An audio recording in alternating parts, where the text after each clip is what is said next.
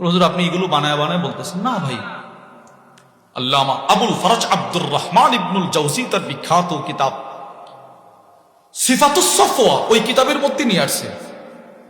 হযরত সাদ ইবনে আবি ওয়াক্কাস বলেন, লাম্মা খরাজা রাসূলুল্লাহ সাল্লাল্লাহু আলাইহি ওয়াসাল্লাম ইলা বদর, নবীজি বদর যুদ্ধের জন্য বের হচ্ছেন। ইসলামের এক কঠিন মুহূর্তে যে যুদ্ধটা হয়েছিল বদর যুদ্ধ, আল্লাহর রাসূল বদর যুদ্ধের জন্য বের হবেন। এবার সাহাবাদেরকে নির্বাচন করতে লাগলেন কাদেরকে যুদ্ধে নিয়ে যাবেন। অনেকে আছে বৃদ্ধ, নবীজি বলতেছেন যারা বৃদ্ধ আছেন আপনারা থাকেন, আপনারা যাওয়ার দরকার নাই। যারা একটু যুদ্ধ করতে পারবে এইরকম 313, এক বর্ণনায় 314, আরেক বর্ণনায় 315, প্রসিদ্ধ 313 নবীজি নির্বাচন করছে। হযরত সাদ ইবনে আবি ওয়াক্কাস বলে, রাসূল যাদেরকে যুদ্ধের জন্য নির্বাচন করলেন আমি তাকায় দেখি তাদের ফাঁকে ফাঁকে আমার একটা ছোট্ট ভাই, নাম তার উমাইর ইবনে আবি ওয়াক্কাস, ছোট 8-9 বছর বয়স। ওরে তাকায় দেখি যারা যুদ্ধের জন্য যাদেরকে রাসূল নির্বাচন করছেন তাদের পিছনে সে লুকিয়ে লুকিয়ে হাঁটতেছে। সুবহানাল্লাহ। আপনারা আশা করি বুঝে ফেলছেন কেন লুকায় লুকায় হাঁটতেছে। নবী দেখলে তো নিষেধ করে দিবে, আর তার নিয়ত কোথায় যাবে? যুদ্ধে যাবে। হযরত সাদ ইবনে আবি ওয়াক্কাস বলেন, ফাখাযতু বিয়াদিহি, আমি তার হাতটা গিয়ে ধরলাম। বড় ভাই ছোট ভাইয়ের হাত ধরছে এইভাবে। ফাকুলতু লাহু মা লাকা ইয়া আখি, আমি তাকে বললাম, কিরে ভাই উমাইর তুই তো ছোট মানুষ, তুই এখানে কি? যা বাড়িতে যা, যাও বাড়িতে যাও, এখানে কেন আসছো? আমার ছোট্ট ভাই আমার কি জবাব দেয়? আমারে বলে, আমারে ধমক দিয়েন না, আপনি এখানে যেই কারণে আসছেন আমিও সেই কারণে আসছি। সুবহানাল্লাহ। আরে ভাইয়া যুদ্ধে যাবো নবীজির সাথে, তুই কি যুদ্ধে যাবি? আমিও যুদ্ধে যাব। হযরত সাদ ইবনে আবি ওয়াক্কাস বলেন, না তুমি ছোট, তোমাকে রাসূল যুদ্ধে নিবে না। কোন আমি যাব, আমি যাব, যাব তো যাব আমি। হযরত সাদ ইবনে আবি ওয়াক্কাস বলেন, আমি আমার ছোট্ট ভাইটাকে কোনোভাবেই বুঝাইতে পারলাম না। ফাউরিদু আলা রাসূলিল্লাহি সাল্লাল্লাহু আলাইহি ওয়াসাল্লাম, তাকে নবীজির সামনে নিয়ে দাঁড় করাইলাম। ইয়া রাসূলুল্লাহ, ও আমার ছোট্ট ভাই, ও আমার আপনার সাথে যুদ্ধে যেতে চায়। আমি তারা না করছি, সে মানে না, বুঝে না, আপনি ফয়সালা করে দেন। নবীজি বললেন, তুমি যুদ্ধে গিয়ে কি করবা? যাও বাড়িতে যাও। ফারাদ্দামান ইস্তাসগারা, রাসূল যাকে ছোট মনে করতেন তাকে নবীজি মদিনায় রেখে দিতেন। যাও তুমি মদিনায় থাকো। এবার ছোট্ট ছেলেটা কি করছে জানেন? এই আজকেও আমি গাড়িতে বসে বসে পড়ছি, এই ঘটনা আজকেও করছি। এবার হযরত উমাইর ইবনে আবি ওয়াক্কাস বলে, না ইয়া রাসূলুল্লাহ আমি যুদ্ধে যাব। রাসূল বলে, তুমি ছোট, তোমাকে নিব না। সাথে সাথে উমাইর ইবনে আবি ওয়াক্কাস ফাবাকা, উমাইর নবীজির কদম মুবারকের সামনে গলা কাটা মুরগির মতো হামাগুড়ি দিয়ে কান্না শুরু করে দিল। না আমি যাব যাব যাব। আল্লাহ রাসূল একটা ধমক দিয়ে বলতে লাগলেন, উমাইর তীর চালাইতে পারো? না না। তরবারি চালাইতে পারো? তরবারি তো তোমার সমান, তুমি তরবারি চালাইতে পারবা? না। ঢাল তরবারি কিছু ব্যবহার করতে শিখছো? না। তো তোমার যুদ্ধে নিয়ে কি করব? হযরত উমাইর ইবনে আবি ওয়াক্কাস বলে, ইয়া রাসূলুল্লাহ আমি জানি আমি তীর তরবারি কিছুই চালাইতে পারবো না। লাআল্লাল্লাহ আইয়ারযুকানি শাহাদা, আমি আপনার সাথে যুদ্ধের জন্য যেতে চাই। কোনো কাফির যদি আপনার দিকে তীর মারে, আমি একটা লাফ দিয়ে আপনার বুকের সামনে আমার বুকটা দিয়ে আমি আপনার জন্য শহীদ হতে চাই। আমি আপনার জন্য শহীদ হব, শহীদ হব আপনার জন্য। কিতাবের মধ্যে আসছে নবীজি এক পর্যায়ে তার প্রেম আর ভালোবাসা দেখে রাসূল তাকে অনুমতি দিয়ে দিলেন, ঠিক আছে তুমি আমার সাথে যুদ্ধে আসো। সুবহানাল্লাহ।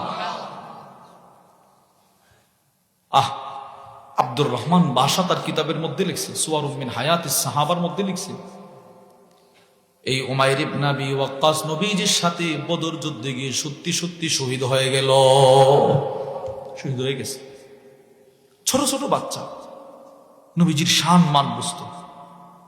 যিনি প্রিয় ভাইয়েরা আমার, যেই যেটা করেন নিজের নবীকে চিনেন, রাসূলের জীবনী পড়েন, নবীজির সম্মান রক্ষা করেন। হুজুর নবী তো নাই, সম্মান কি রক্ষা করব? নবীজির খতমে নবুয়ত, আমার নবীর পরে কোনো নবী নাই, এটাই জমিনে বাস্তবায়ন করতে হবে। বলেন না ইনশাআল্লাহ?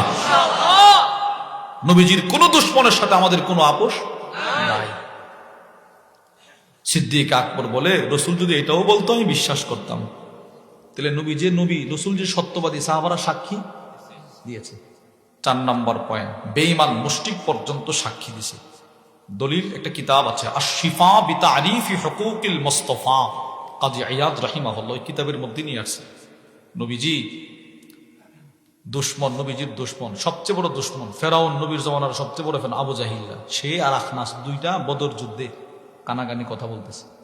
একটারে বলে, দোস্ত কেউ নাই এখানে, তুই সত্য করে বলতো। আখনাস আবু জাহেলটা বলে, তুই সত্য করে বলতো মোহাম্মদকে আসলে মিথ্যুক রে দোস্ত আমরা যে বলি। তো আবু জাহেলটা ধমক দিয়ে বলে, তোর বেটা আল্লাহ কাবার রবের কসম ইন্না মুহাম্মদ লা সাদিক, আসলে মোহাম্মদ কিন্তু সত্যবাদী। সুবহানাল্লাহ। তাহলে আমার নবী মিথ্যাবাদী না সত্যবাদী? ওরা আলোচনা মিলান। ইমানের ফাউন্ডেশন সততা, বলেন না ইমানের ফাউন্ডেশন আল্লাহর কাছে পৌঁছার দরজা, আল্লাহর নির্দেশ কিবাদী হওয়া, নবীজির ওসিয়ত কি জবান ভিক্ষা চাওয়া। আমাদের নবীজি কিবাদী ছিলেন? সত্যবাদী। রসিকতা করেও কি বলতেন? সত্য কথা। বেঈমান সাহাবারা সাক্ষী দিয়েছে নবীজি সত্যবাদী, বেঈমান মুশরিক সাক্ষী দিয়েছে নবীজি সত্যবাদী। এবার বলেন তো, যে ইমানের ফাউন্ডেশন সততা, আমাদের যেই নবী সত্যবাদী, এই নবীর উম্মত হয়ে মুমিন হয়ে আমি কি মিথ্যাবাদী হব না সত্যবাদী? সত্যবাদী। কেউ ভাইয়েরা আমার, কখনো মিথ্যা বলবেন না। মিথ্যার মধ্যে শান্তি নাই, সত্যের মধ্যে শান্তি। তিরমিজির বর্ণনা, নবীজি বলেন আসিদকু তামানিনা, সততার মধ্যেই শান্তি। আর মিথ্যা বললে সাময়িকভাবে আপনি পার পাবেন, কিন্তু এটা আপনাকে সারা জীবন ভোগাবে। অশান্তি, মনে রেখেন অশান্তি। মিথ্যার মধ্যে কি আর সত্যের মধ্যে কি? শান্তি। যারা ব্যবসা করেন ব্যবসার মধ্যে সততা অর্জন করবেন। নবীজি বলেন যেই ব্যবসায়ী তার ব্যবসার মধ্যে সততা অর্জন করে ও দেখবে লস রে লস, কিন্তু আমি রসুল বলে দিলাম লাভ লাভ লাভ লাভ। সুবহানাল্লাহ। এক নাম্বার লাভ হলো ওই ব্যবসায়ী একদিন তো সে মরবে, মৃত্যুর পরে আমি নবীর সাথেও জান্নাতে থাকবে। দুই নাম্বার, তার ব্যবসার মালের মধ্যে আল্লাহ বরকত দিবে। সুবহানাল্লাহ। এটা বুখারীর বর্ণনা। যে ব্যবসা করতে গিয়ে সত্য কথা বলে আল্লাহ তার মালে তার দোকানে বরকত দেয়। তাহলে ব্যবসার মধ্যেও সততার গুণ অর্জন করবো, বলেন ইনশাআল্লাহ। সন্তানকে সত্য শিখাবেন, সত্য শিখাবেন, যেন কখনো মিথ্যা না বলে। মা বাপ সন্তানের সামনে মিথ্যা বলবেন না, সত্য বলবেন। তো ছেলে সত্য বলবে, মেয়ে সত্য বলবে। আল্লাহ আমাদের সকলকে এই সততার গুণটা আমাকে আপনাকে সকলকে অর্জন করার মতো মেহনত করার তৌফিক দান করেন। আল্লাহ এই মাদ্রাসাটাকে কবুল করেন, বলেন আমিন। এই মাদ্রাসার সাথে যারা যেভাবে সম্পৃক্ত থেকেছেন আল্লাহ আপনাদের সকলকে উত্তম বদলা দান করেন। ভাই আমি সবসময় একটা কথাই বলি, আপনারা মাদ্রাসায় দান করছেন আপনাদের সাধ্য মতো, আল্লাহ আপনি আপনার শান মতো প্রত্যেককে বদলা দিয়ে দেন, বলেন না আমিন। আল্লাহ এই মাদ্রাসার ছাত্র উস্তাদ সকলকে কবুল করেন। আল্লাহ এই মাদ্রাসাটাকে আপনাদের পুরো এলাকাবাসীর জন্য নাজাতের উসিলা বানায় দেন, বলেন আমিন। এই বলেই আমি আমার আলোচনার ইতি টানলাম। ওমা আলাইনা ইল্লাল বালাগ। সুবহানাকাল্লাহুম্মা বিহামদিক আশহাদু আল্লা ইলাহা ইল্লা আনতা আস্তাগফিরুকা ওয়া আতুবু ইলাইক। অনেক দূরের সফর, আসতে প্রায় 6.5 ঘন্টা লাগছে। ব্রাহ্মণবাড়িয়া থেকে কুমিল্লা কিন্তু বেশি দূরে না, কিন্তু রাস্তার এই পরিমাণ বেহাল দশা, 6.5 ঘন্টা লাগছে আসতে।